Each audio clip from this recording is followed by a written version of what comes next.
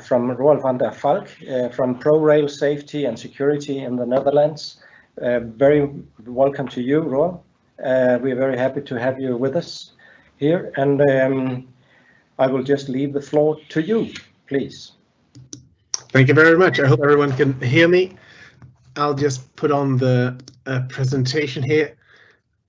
Let's see, there.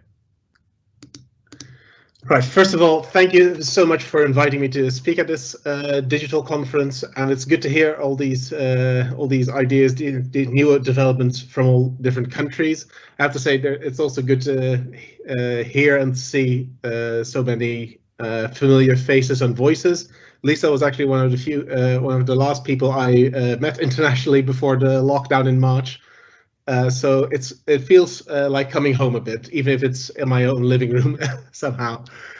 Right, I am Roald van Valk, and I will be telling you something about the suicide prevention program we have at the Dutch railways. And with my talk, I would like to focus mostly on barriers, because traditionally the railway industry has been focused on building barriers, physical barriers, between the tracks and the suicidal person. You can see some on this slide already in terms of fencing. But what I believe we need to focus on more in the future is also looking into organizational barriers. So what can we do within the railway industry and together with other industries to make sure that suicidal people get noticed, an intervention is made, and that they get the care they require. I will briefly just first introduce myself. I'm Roald van Valk. I am project manager for our suicide prevention program. I work for ProRail, which is the Dutch railway infrastructure manager. But our suicide prevention program is a joint program we have with NS, which is our largest passenger operator on the Dutch railway network. And we work together with the rest of the railway sector, so other operators, but also construction companies, for instance, who do maintenance, to deliver this program. First, I will be telling you a bit about the situation in the Netherlands to get you an idea of what the setting is for our program, which is a bit different from Denmark, from what I can tell. Then I will tell you about our current program for suicide prevention, all its aspects. And lastly, I will tell you about plans for the future and where I believe the suicide prevention program needs to go to be successful. Starting with the situation on the Dutch railways. Now, unfortunately, rail is a relatively common method of suicide in the Netherlands. It's actually the third most used after hanging and poisoning. Now, there are several reasons we think this is. I always like to use this slide for it. On the left-hand side here, you see a map of the Dutch railway network, and you can see how dense it is. Basically, everybody in the Netherlands lives within 5 kilometers from railway tracks. And there are some stretches which have trains passing at least every 1.5 minutes. So in that respect, it is rather similar to a underground network in terms of train frequency. And because of those two, combined with the high population density, in the tiny country of the Netherlands, we have 17 million people. It's a very accessible method, something Lisa talked about already in her studies as well, which can be a huge factor in determining what method one can use. Next to this, there's also the fact that a lot of people use the train, or as somebody who would like to encourage people to do so, this is a positive thing, but again, the familiarity with the railway network can play a role in getting more suicides to the network. So then the logical question is, how many incidents do we have then? In this graph, I have 3 numbers for you for the past 10 years. On the in the light blue bars, you can see the national total number of suicides. In the lower dark blue bars, you can see the railway suicide victims. And in yellow, you can see the percentage the railway accounts for. Now, as you can see, it has been relatively stable. We have fortunately seen a decline in the number of suicides on the railway network over the past 5 years, while over the past 10 years we've had a rather drastic increase in the number of suicides nationally. Since 2010, we've been active on this topic, first mostly with physical barriers, but since 2017, we've also been focusing on cooperating with other parties and expanding our approach to ensure that we have the maximum effect possible. And we hope that the decline we have seen in that time is at least partially to do with that.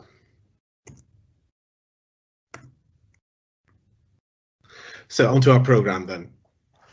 We have 3 components in our program. First of all, there's prevention, which I'll be talking about mostly in this presentation.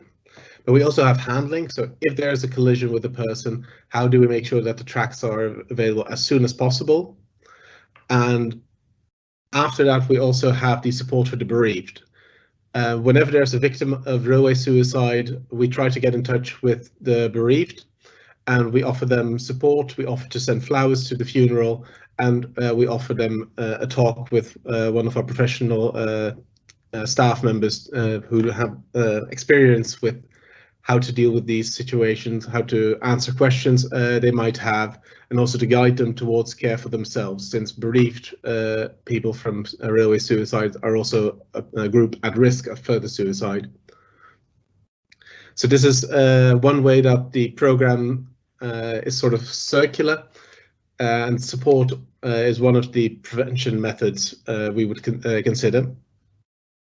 But for now, I will focus mostly on prevention. And our prevention program is based on a model. On the left-hand side here, you can see what we would consider the ideal world. You have society and you have healthcare. Now, in an ideal world, you have a resilient society who don't have too many problems, but if they do have problems, they can go to the healthcare sector, they get treatment for their problems, and they can return when everything's all right again. However, what we see in practice is that both from the healthcare sector and from society, people come to the tracks. It's generally in an impulsive phase when they want to commit suicide or they're exploring for a future attempt. In the Netherlands, at least 60% of the people who commit suicide are not known to health services. So there's a huge opportunity here to guide the people we encounter towards professional care. But that still leaves us with 40% of people who come from healthcare facilities to our network.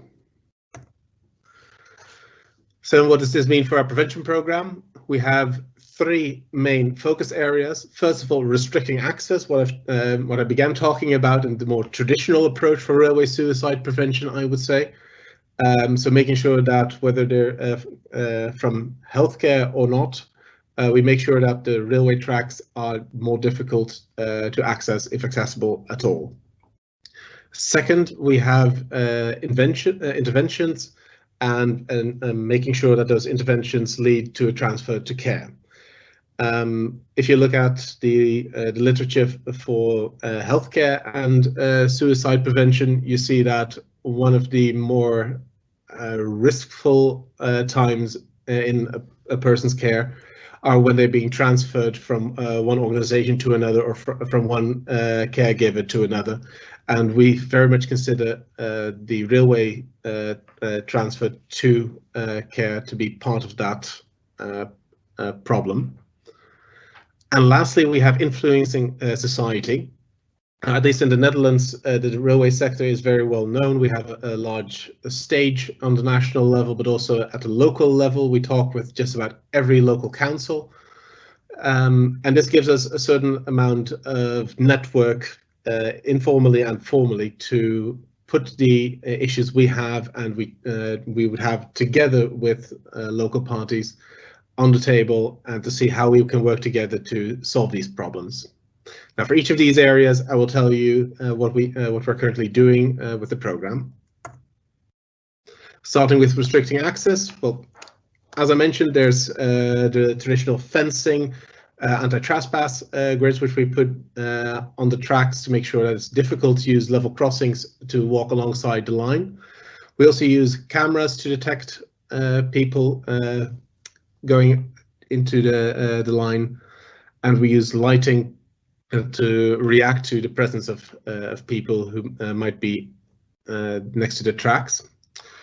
We're also doing a number of pilots to further our arsenal for restricting access to the tracks. For instance, we have a blue light pilot, which you see here on the slide. We installed a blue light installation at several level crossings and stations. In an earlier study in Japan, this was proven to be very successful against suicides, as it would calm people down and also make them more alert of their surroundings, putting them in a different state of mind and getting them out of the impulsive phase. Now, this is something we're not entirely sure yet if it would work, or if it would work in the Dutch setting, but we're piloting it at the moment. Another thing we're doing, and this goes back to one of the very first questions we've had, is we've challenged the market to come up with solutions for platform fencing.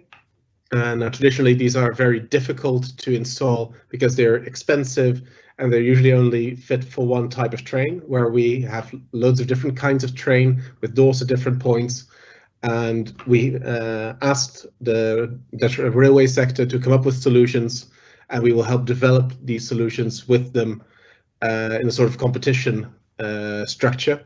And hopefully we'll see some to be rolled out in a couple of years.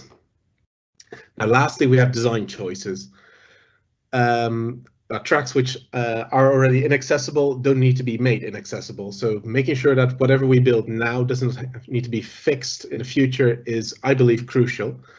For the regular stretches of line, this isn't much of a problem as we fence off every new bit of track. But when you talk about stations, which we've put the image on here, what we would like to avoid is having hiding spots, specifically towards the end of a platform, where people might stay for a longer time and it may not be noticed by fellow travelers or by CCTV cameras. Next, we have interventions and transferring to care. Now, we work together with 113, which would be the Dutch version of the Lifeline or the Samaritans. We have signage at a lot of stations and also at a number of level crossings which refer to their services. I was very interested to see your study in Denmark about the effects and who would contact based on those signs. So far, we haven't been able to do such a study because the policy is that all calls to 113 are completely anonymous. We do get a lot of feedback from them that they've had people referring to the signs. So this is what we've been using as a justification to rolling out these signs further and further, but we don't know what sort of diagnosis would go paired with those signs. So I'm very glad to see some results from the Danish side. Next, we have the gatekeeper training for staff. During a day, we teach staff in person how to approach somebody they suspect to be who are suicidal, what sort of behaviors they can expect from those people, both to signal them and when they're talking to them to keep themselves safe, and how to transfer them to care. We also have an e-learning version of that of about an hour, which we use both as sort of a reminder course after people have already done the full course, but also for people who aren't frontline staff who still want to learn the essentials of gatekeeping at the railways. Now we have surveillance at the railway line. We don't have transport police in the Netherlands, unfortunately, but we do have our own security personnel, which we instruct where to look for potentially suicidal people and guide them towards care. And these last two I'm very happy with. We have two specific cooperations with the healthcare sector. First of all, we have Supremo Call, which was done in a province in the south of the Netherlands.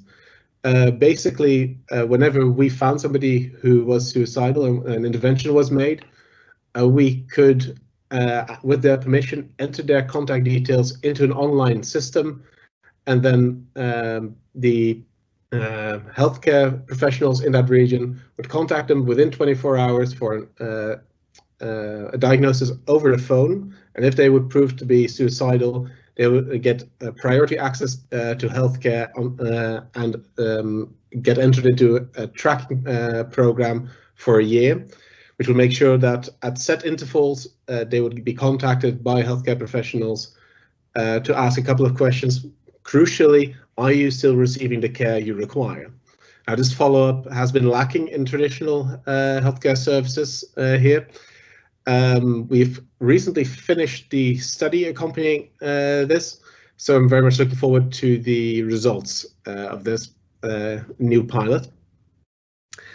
And lastly, on this slide, we have the cooperation with mental health services for possibly missing patients.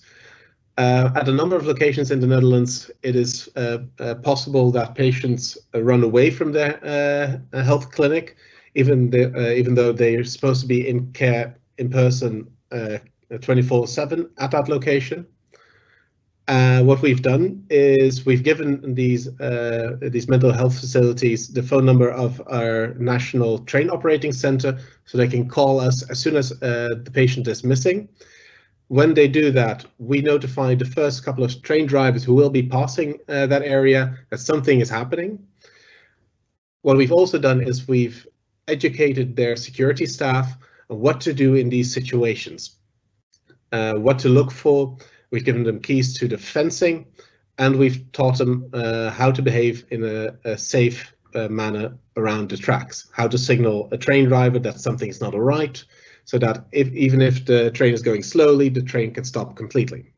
If they find a patient at the tracks there, they will call us again, and we will cease train traffic entirely until the situation is resolved.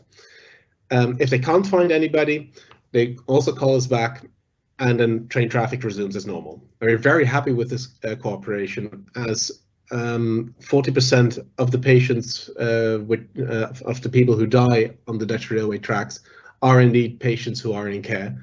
So with this sort of cooperation across sectors, I believe we can make a big difference. Now, the last focus area for our prevention program is influencing society. Now, first of all, this is something we also do together with 113. Together, we talk to the Ministry for Health and advise them on suicide prevention and what policy is appropriate for that.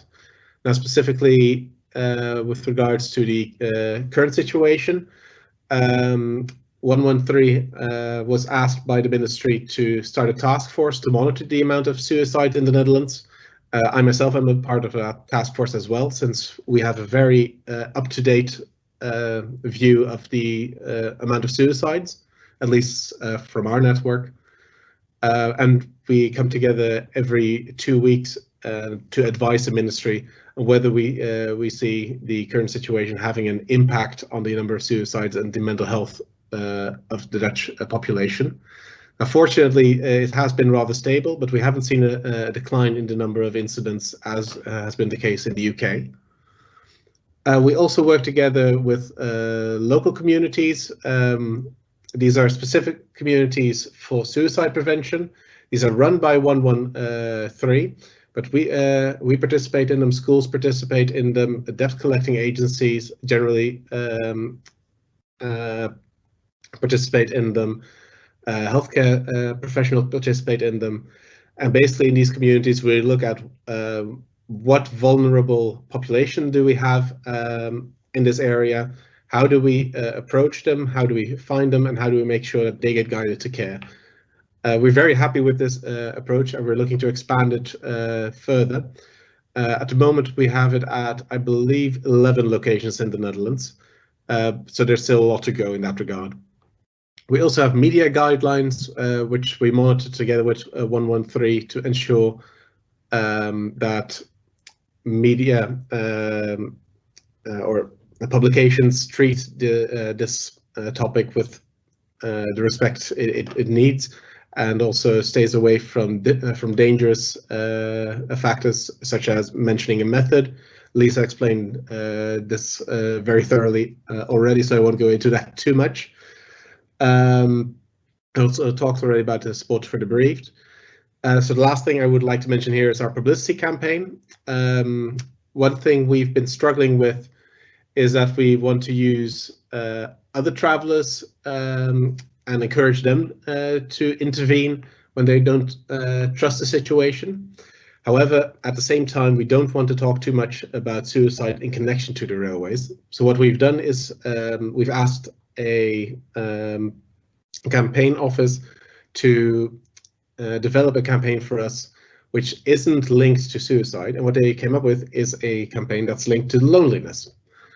Here you see 2 cups of coffee, which we would, in normal circumstances at least, go to a train station with and hand them out, 2 cups per person, 1 to drink yourself and 1 to share with a fellow traveler, to make sure that you have a bit of contact when you're traveling, and to make sure that everybody feels seen at the railway station. It has been very positive. We've had some people missing their trains because they so needed that bit of connection. So we're very happy with this response we've had. We look forward to continuing it after the pandemic. Now, looking at the time, as I see I'm running out already, I will just briefly say where I think we need to go from here. Suicide on the railways, I believe, cannot be solved in isolation by the railway industry alone. People don't commit suicide because there's such a thing as a train, but they commit suicide because they have problems and they don't know how to deal with those problems. And I believe if we want to be successful, we need to come together with all the parties who might be able to spot somebody in that situation, and all the parties which can help those people, and make sure that they have us to rely on to make sure they get the care they need. We also shouldn't stay away from expensive measures, such as the removal of level crossings.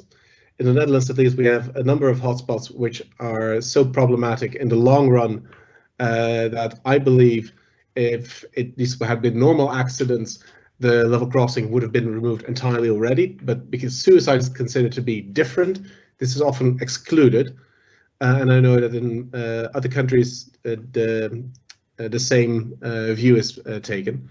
Now, we're currently changing our mind on this, and I'm very happy we are. But it still will take a lot of change to have this new mindset throughout the industry. And lastly, much is still unknown about the effect of specific measures, and our approach needs to evolve. And for that, we need more of these conferences to exchange ideas, to keep each other up to date. So I'm, again, very happy that I could be here and to hear all the new developments from all of you. With that, I would like to close off. Thank you very much for your attention, and I look forward to your questions. Thank you very much, Roald, and a very big applause from here too for you. A very, very interesting presentation, and I'm a little envious that you have been able in the Netherlands to across the sectors to make on a national level some kind of prevention. Do some prevention there, debt collectors, health, and whatever you have had, you have on board. Again, we do have until now just one question, which I will read for you. We are running a little short of time. I have myself, I think, like 10 questions, which I'm not able to get answered, but I may come back to you on that. Anna Renning is asking, from the graph, it seemed that numbers of railway suicide did not decrease from 2010 till 2020. Does this mean that preventive interventions in the period did not have an effect, or could there be other explanations? Please, Roald. It's a very good question, and indeed one we get asked a lot. Now, the first prevention program we had was rather limited, both in terms of budget and in terms of geographical scope. So what we've seen is that the number of railway suicides did decrease in the focus area for us, which was the south of the country. But at the same time, we had an increase at other locations. But these weren't locations which were close by, so it couldn't have been sort of a waterbed effect. But it does, I believe, display the need for further investment into this area. Because as the graph also showed, the number of national incidents did continue to grow at the same time.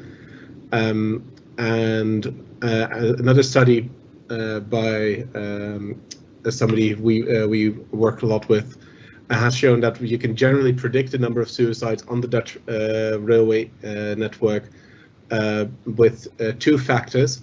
The number of national suicides, apart from what method is chosen, and the average train frequency. Now, both have gone up since 2010, but I'm glad to see that at least where we've been working, we've seen a decrease in the number of suicides, but we definitely need to do more work. Thank you. And I'm afraid I'll just have to.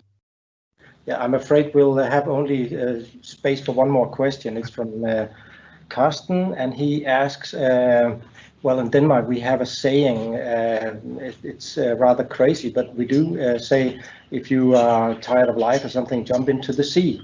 And he's been told that there's a similar saying in the Netherlands, that jump in front of a train. Is that correct? I wouldn't necessarily call it a saying, but it is definitely when people talk about suicide, train is the number one method that is mentioned, definitely. So in that sense, that is correct, and it's probably linked to the fact that it's so prevalent here.